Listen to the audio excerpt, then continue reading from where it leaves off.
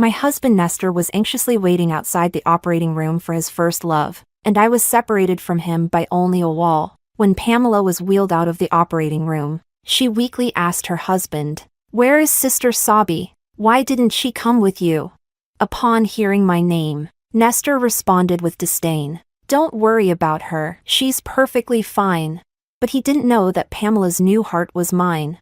Chapter 1. The nurse covered my corpse with a white sheet, announcing the end of my life, although I was clearly dead. For some reason, my soul remained hovering in midair. I watched as the doctors busied themselves in the operating room. I watched as Pamela's vital signs finally stabilized, and the doctors wheeled her out of the operating room. Instinctively, I floated in her direction. Nestor was pacing at the door, his brows furrowed, his fingers unconsciously tapping the phone in his pocket. When he saw the doctor come out, he quickly stepped forward, his voice revealing his concern. "How is she?" The doctor stopped to address him. The surgery was a success, thanks to the timely heart donation. Nestor's face relaxed slightly, and he finally breathed a sigh of relief. "Do you know who the donor is?" "I would like to thank the family," he asked. Catching up with the doctor shook his head. "I'm sorry, Mr. Joe. The donor requested anonymity, so we cannot disclose that information." Nestor nodded. "All right. If Nestor knew it was my heart that was given to Pamela, I wonder how he would react. Would he be happy that Pamela could live well, or would he be saddened by my death?" Thinking this, my chest suddenly felt a bit tight. How could I still feel something after death? I smiled self-deprecatingly. Soon after, my corpse, covered in a white sheet, was also wheeled out. I passed right by Nestor in the hallway. For some reason, he suddenly looked back, appearing momentarily dazed. Then he turned back and followed Pamela into the ward. Pamela was still asleep, and Nestor stayed by her bedside, waiting. I floated between them, like a third wheel. Realizing this, I retreated a bit. I suddenly remembered when Pamela once yelled at me, "Sabrina, if it weren't for your scheming, I should have been the one to marry brother Nestor." Nestor had also said, "Sabrina, you should know why I married you." Ah, indeed.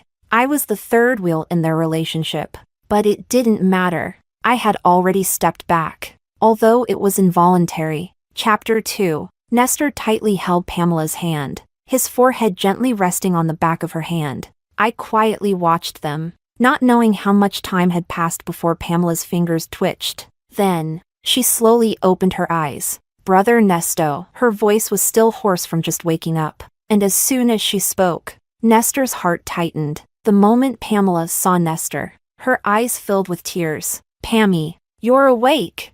Nestor quickly pressed the call button at the bedside to summon the doctor. "Brother Nestor, I thought I would never see you again." Tears streamed down Pamela's pale cheeks, making her look pitiful. Nestor's eyes were full of pain as he gently patted Pamela's hand. "No, everything will be fine now. You will recover." Seeing their affection, a surge of hatred rose within me. "Everything is fine for you. But what about me?" The doctor gave Pamela a thorough examination. Everything was normal, and she only needed to stay in the hospital for a while longer before she could go home. After the doctor left, Pamela cautiously asked, "Where is Sister Sabi? Why didn't she come with you?" Hearing my own name, I snapped out of my thoughts. Nestor's expression stiffened. He lowered his eyes, a hint of disgust in his voice. "Don't worry about her," Pamela responded with an "oh" and lowered her head, saying nothing more. But I clearly saw a faint smile on her lips. It was the same old trick, deliberately mentioning me in front of Nestor to test his reaction. Everyone could see her intentions except Nestor. After dinner with Pamela, Nestor checked the time and said he needed to go home. Pamela struggled to sit up, looking frightened. "Brother Nestor, I don't want to stay here alone. I'm scared." He took out his phone and checked it. There were no new messages. Nestor hesitated. "How about I ask Aunt Wang to come and stay with you?" Aunt Wang was our live-in housekeeper, responsible for Nestor's and my meals. "Can't you stay with me?" Pamela bit her lip, her voice growing softer. Nestor was silent for a moment, then unlocked his phone and opened our chat. Our conversation had stopped 2 days ago. The last message was from me, saying, "Let's get a divorce." He had replied, "Don't make trouble out of nothing." Chapter 3. Seeing Pamela look at him with red-rimmed eyes like a little white rabbit, Nestor's heart softened. He sent me a message. "I won't be coming home tonight." I pursed my lips. I knew, but I couldn't reply to you anymore. Seeing Nestor agree to stay, Pamela finally smiled. I knew brother Nestor was the best to me. Nestor patted her head, his voice full of affection. "I really can't say no to you." While he went to the water room to fetch water, Pamela took out her phone. She opened her secondary WeChat account and sent a message to someone with a completely black profile picture. "Is everything handled?" The reply was almost instantaneous. "Don't worry. Everything is taken care of." A cold gleam flashed in Pamela's eyes. Dying and giving me her heart. At least she died for a good cause. So, she not only knew I was dead, but was also involved in my death. Looking at my semi-transparent body and the smug Pamela, a surge of hatred rose within me, but there was nothing I could do. I could only watch her act sweet and innocent with Nestor, living well in this world with my heart. When Nestor returned with a thermos, he sat in the chair and began peeling an apple for Pamela. However, he seemed a bit distracted. His gaze kept drifting towards his phone, which was set aside. When the phone suddenly rang, it startled him, and the fruit knife nicked his fingertip, but he didn't bother to tend to the cut. Instead, he walked to the window to answer the call. "Hello, Sabi." "Yes, I won't be coming home tonight." "What? She hasn't come back either?" Nestor's face changed slightly. "I understand." He hung up the phone. Pamela saw this and quickly wrapped his finger with a tissue. "What happened?" she asked. Nestor shook his head. "Something came up at the company. I need to go." I was taken aback. The call was obviously from Aunt Wong. So why was he lying? Pamela didn't seem to notice Nestor's odd behavior and nodded obediently. "All right. Go ahead then." Nestor picked up his suit and walked to the door. As he reached the door, he turned back and said, "Rest well. I'll come see you tomorrow." My heart stirred, and I decided to follow him out of the hospital. I wanted to see where he was going. Chapter 4. On the way home, Nestor drove, his face serious, seemingly preoccupied. Whenever the light turned red, he would open our chat. Seeing no reply from me, he sighed and put the phone down. I was confused. What was he thinking? Was he expecting a reply from me? But he clearly despised me. To be honest, our marriage was an accident. We were schoolmates but in different years. He was 2 years ahead of me, and it was he who helped me when I was bullied in school. I had a secret crush on him but never dared to disrupt his life. After Nestor graduated, I heard he joined the family business and had a bright future. Knowing I wouldn't cross paths with him again, I buried those feelings deep inside. Not long after, my father fell into debt and committed suicide by jumping off a building. My mother couldn't handle the blow and soon passed away. To pay off the debt, I worked during the day and took on a night job as a hotel maid. The next time I saw Nestor was at the hotel. He was drunk and unconscious, being carried into the presidential suite on the top floor, and I happened to be cleaning the restroom. By chance, I overheard a phone conversation outside. "The drug is in. Hurry over. The room card is in the door gap."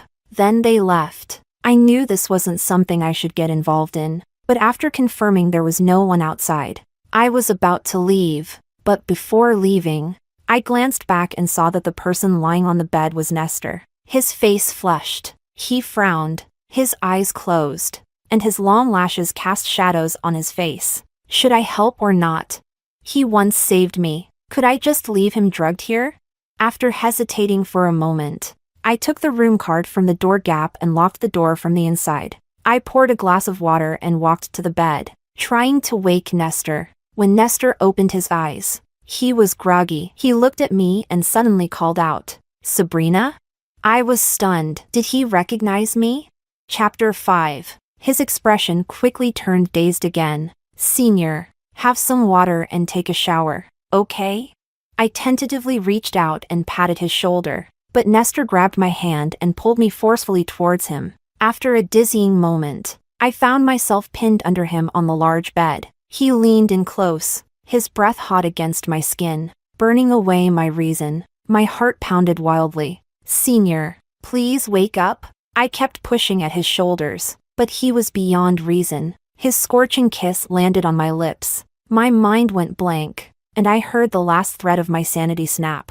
Everything spiraled out of control. Faintly, I heard urgent knocking on the door. Nestor cupped my face. Sabi, focus. I didn't know how long it lasted, but eventually, I fell into a deep sleep, waking only when daylight filled the room. Recalling last night, I sat up in fear, seeing Nestor still asleep beside me. I wanted to sneak out, but my movements woke him. He squinted at me for a while, seemingly trying to recall what had happened the night before. What happened? His face grew darker as if he remembered something. My heart tightened, and I stammered.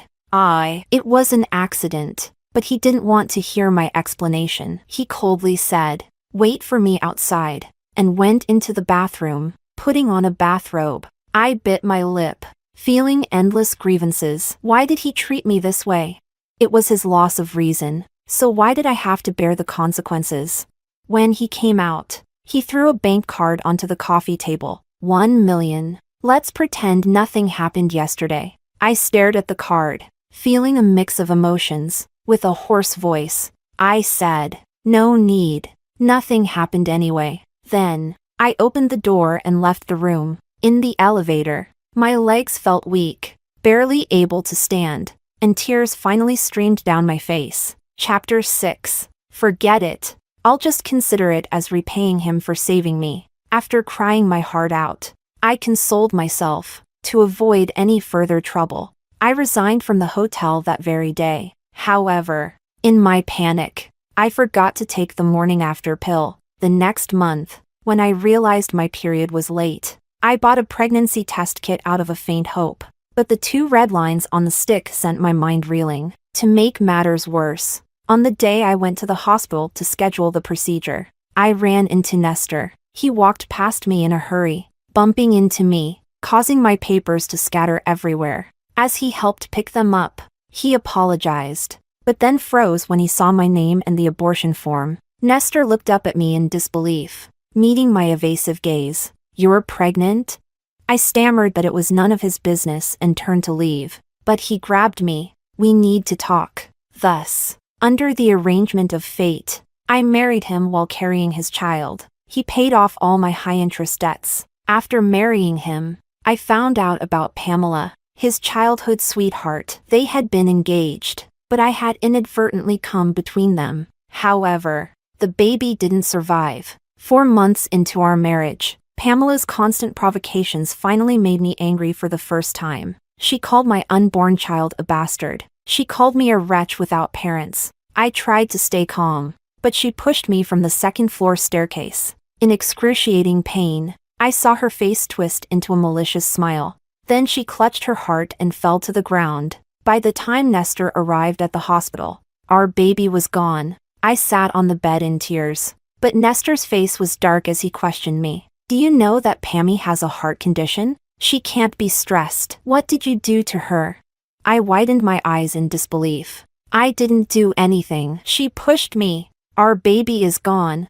But Nestor pursed his lips, looking at me coldly. "Pammy is a kind girl. She wouldn't do such a thing." "Sabrina, you disappoint me." With that, he left without looking back. Chapter 7. Since then, the only bond between Nestor and me vanished. He never touched me again, and his attitude towards me remained cold and distant. Pamela was pleased with herself, playing the innocent neighbor girl in front of Nestor while bullying and insulting me whenever he wasn't around. "Just wait. I will take him back," Pamela said arrogantly, but I never thought she would use such means to take Nestor back. And in the process, she also took my heart. I had already signed the divorce papers. I had planned that once Nestor signed them, I would leave the city without hesitation. However, she had no intention of giving me that chance. Early one morning, Pamela tricked me into leaving the house. She told me Nestor was in trouble and that I should go to Genhua Road and wait for her there. Although Genhua Road was remote and I had some doubts, I still went because it was about Nestor. To my surprise, when I arrived, I was met with a premeditated car accident. I don't know when Pamela set her sights on my heart or how she managed to forge my consent form for donation, but as a person without family or connections, my disappearance wouldn't matter to anyone. She succeeded. Chapter 8. I closed my eyes for a moment as Nestor suddenly braked the car. Oh, we were home. As soon as we entered, Aunt Wang greeted us, saying to Nestor, "Sir, Madam hasn't returned yet." Nestor frowned. Got it. When did she leave? Aunt Wang recalled. It was around 8 in the morning. She got a call and then went out. Nestor nodded, indicating for Aunt Wang to continue with her work, then turned and went straight upstairs to my room. The room was just as I had left it. Nestor checked my wardrobe and found all my clothes and luggage still there, which gave him some relief. He sat on the sofa, took out his phone, and sent me another message. Where did you go? How strange. Why was he so intent on finding me today? I watched him wait for a few minutes. Just as he was about to call me, his gaze fell on my desk. There were a few papers on it. Nestor stood up and picked them up. They were the divorce papers I had signed. His face instantly darkened. Clutching the divorce papers tightly in one hand, he dialed my number with the other. The number you have dialed is switched off. Please try again later. The cold automated message made his face even darker. My phone had been shattered in the car accident. How could I receive his call? Watching his unusual behavior, I found it amusing. He had been indifferent to my life and death before, but now he was so anxious after my disappearance. It was ironic. He took out his phone again and sent me another message. Stop being stubborn. Come back when you're done causing trouble. Reading those words, an inexplicable sadness welled up inside me. When would he finally realize that I had left him forever? Chapter 9. The next morning, Nestor brought a meal prepared by Aunt Wang to the hospital to visit Pamela. Brother Nestor. Pamela's eyes lit up the moment she saw him. These are your favorite dishes. Eat more so you can get better quickly. Nestor gently laid out the food on the small table. Seeing his attentive behavior made me catch my breath. Oh, right. I shouldn't be breathing anymore. In any case, I felt very sad, because Nestor never remembered what I liked to eat. Or rather, he didn't care about my preferences at all. I don't eat scallions or spicy food. But the first time we had a meal with Pamela, he chose a Sichuan restaurant, because Pamela liked spicy food. They chatted warmly while I barely touched my food. Pamela looked at me half-jokingly and said, "Sister Sabi, don't you like the restaurant Brother Nestor chose? Or do you just not want to eat with me?" Nestor's gaze towards me turned somewhat inquisitive. No, I'm just not very hungry today. I had to force myself to eat a few bites of the oil-drenched boiled meat slices. I endured the discomfort to accompany them through the meal,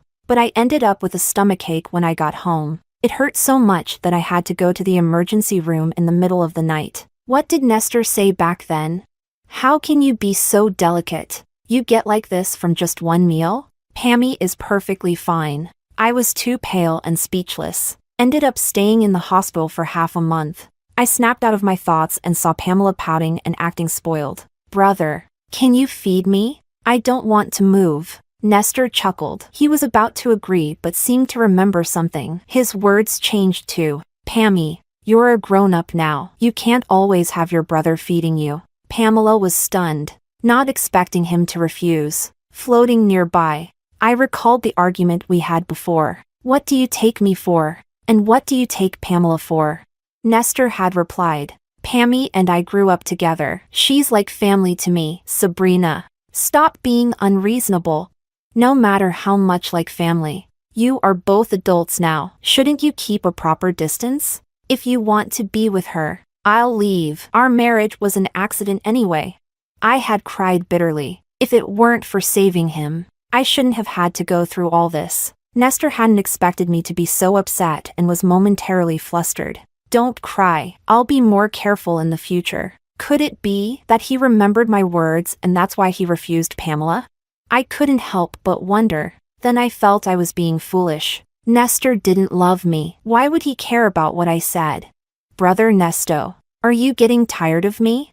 Pamela pouted, her eyes glistening with tears. Nestor panicked and quickly grabbed a tissue to wipe her tears. No, don't get emotional. It's not good for your heart recovery. I will never get tired of you. Pamela continued to cry while leaning her head on Nestor's chest. Nestor's body tensed, but he didn't push her away. Instead, he reached out and gently patted her back comfortingly. Watching Pamela's pretense, my heart surged with hatred. She had harmed my child and me, yet she could still act coy in front of Nestor with my heart. Brother Nestor is the best to me, Pamela sobbed. If Sabrina hadn't seduced you, would you have married me, Brother Nestor? Upon hearing this, Nestor was silent for a moment. Pammy, he said slowly, there are no ifs. What if Sabrina were gone? Would you be with me then? I'm no longer a burden. My heart condition is cured. I won't drag you down. Pamela clutched his sleeve, her face stubborn. Nestor sighed. Since I promised your parents I'd take care of you, I won't break that promise. Don't worry. Even though I'm married, I won't abandon you. I scoffed. Pamela leaned against him, appearing obedient, but her eyes flashed with jealousy. After visiting Pamela, Nestor went to the office. After passing the reception, he suddenly turned back. Have you seen my wife these past 2 days? He asked. The receptionist thought for a moment. No. Nestor's eyes darkened. Just as he was about to leave, the receptionist suddenly remembered something. Mr. Joe. What is it? Nestor turned back. Yesterday morning, your wife called. She said she couldn't reach you and asked if you had come to the office. You hadn't arrived yet, so I told her no. The receptionist recalled my call from yesterday morning. Yes. After receiving Pamela's call, I had tried to contact Nestor. His phone was off. I then called the office to confirm he hadn't gone to work before heading to Genhua Road. Hearing the receptionist's words, Nestor looked puzzled. Yesterday morning? I didn't get her call, he muttered to himself as he walked into his office. Thinking about it, he took out his phone again and saw that I still hadn't replied. How long will this go on? Nestor sighed, picked up the intercom. Secretary Lee, please book a restaurant for tonight, a table for 2, for our wedding anniversary. Hearing this, I looked at him in disbelief. Chapter 11. Nestor sent me another message. Sabi, I've booked a restaurant. Can we have dinner together tonight? I felt a bitter ache in my heart, my nose stinging. Yes, today was our first wedding anniversary, but what was the point of treating me well now? In the afternoon, Pamela called. Brother Nestor, when are you coming to be with me? Nestor frowned, his eyes fixed on his inactive phone. Brother? Pamela called out, testing his attention when he didn't respond. Sorry, Pammy, I'm a bit busy today and can't find time to visit you, he quickly answered, snapping back to reality. All right. Pamela sounded disappointed. Would Nestor really decline Pamela to have dinner with me? I was a bit surprised, but knowing Pamela, she wouldn't give up easily. Sure enough, not long after, the hospital called. The doctor said Pamela had fainted and her condition was unstable, needing a family member to accompany her. A rare look of frustration crossed Nestor's face, but he still drove to the hospital. How's Pammy?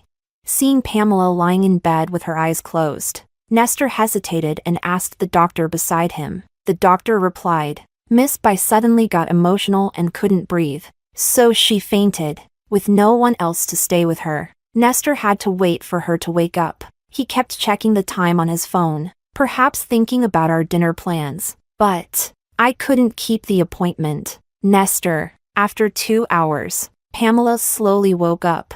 Brother Nestor. Seeing Nestor, she started to tear up again. Pammy, I have dinner plans with Sabi tonight. I really can't stay with you. Nestor interrupted her as soon as she woke up. Pamela was taken aback. With Sister Sabi?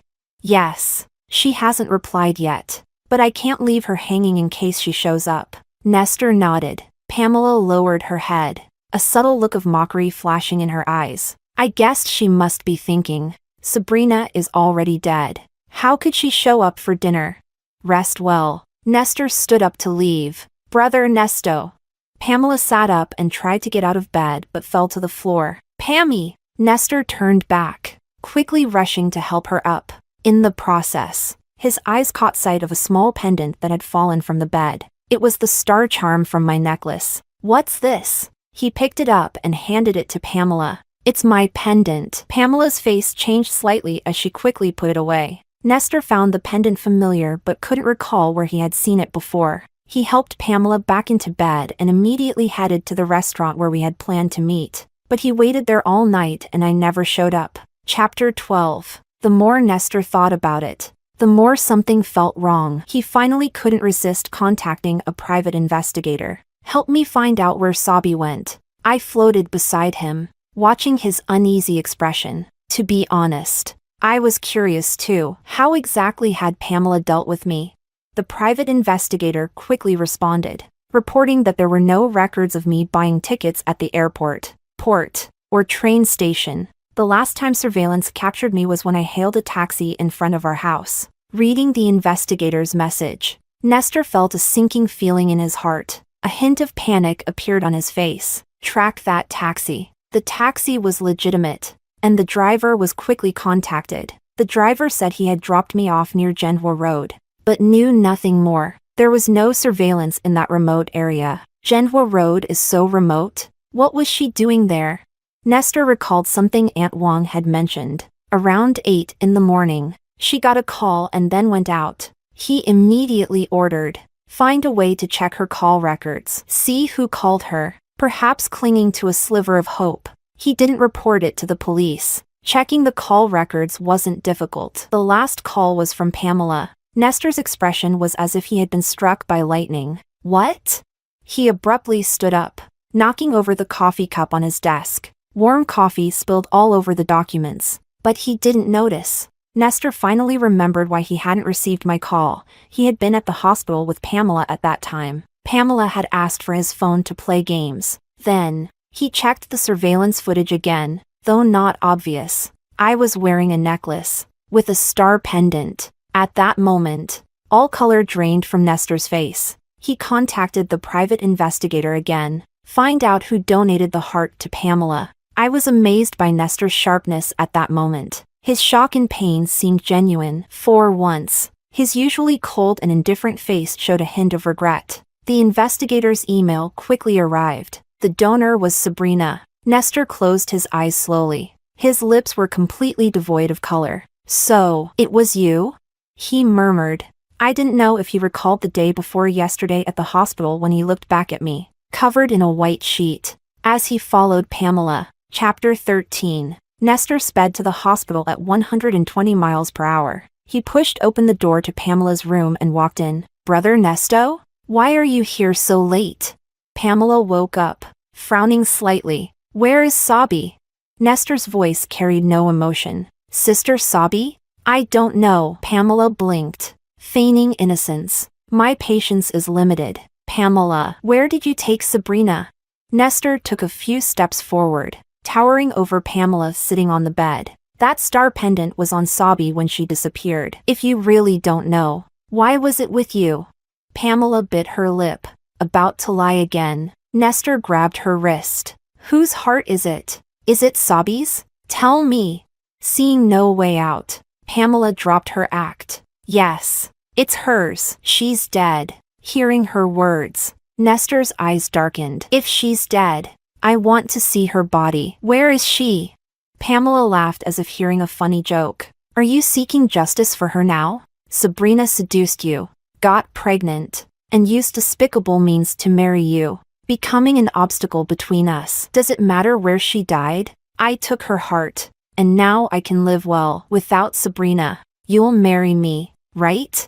Her expression turned manic. Whether she's dead or alive, I'll never marry you. I've always seen you as a sister, never loved you. Where is she? Nestor shouted in anger. Pamela's face twisted with resentment. I burned her to ashes and scattered them in the sea. You'll never find her. A look of pain crossed Nestor's eyes. He gritted his teeth, but tears still fell. He actually cried for me? I was a bit surprised. Then, the police, who had been standing at the door, walked in. Pamela's eyes widened. You called the police? Nestor looked at her with nothing but hatred. Of course, but I won't let you die. After all, the heart beating in you is still Sabi's. Chapter 14. Pamela's words were probably true. She had taken care of everything so thoroughly that my body was completely gone. But Nestor didn't believe it. He frantically searched everywhere for my body. If I could speak, I would tell him to stop. Late affection is worth less than grass. He never loved me, so why act so pained now? Until he took out a photo album from the study. The first page held my student ID photo. I was stunned. That was my freshman year student ID, which I had lost. I never expected the photo to be with Nestor. Sabi, I'm sorry if I had treated you better, if I hadn't cared so much about Pamela, giving her false hope. Would everything have been different? Nestor stared at the photo in a daze. Then, he placed the photo and my star pendant into a small box. Sabi, you probably don't know, but I've always loved you. His eyes were red as he hugged the box, muttering to himself, even though you didn't love me, I kept you by my side, fearing you'd leave. So I kept testing and hurting you, ultimately causing your death indirectly. I was wrong. He loved me? I was bewildered. Was it because my soul was losing its emotions that I felt nothing seeing his pain?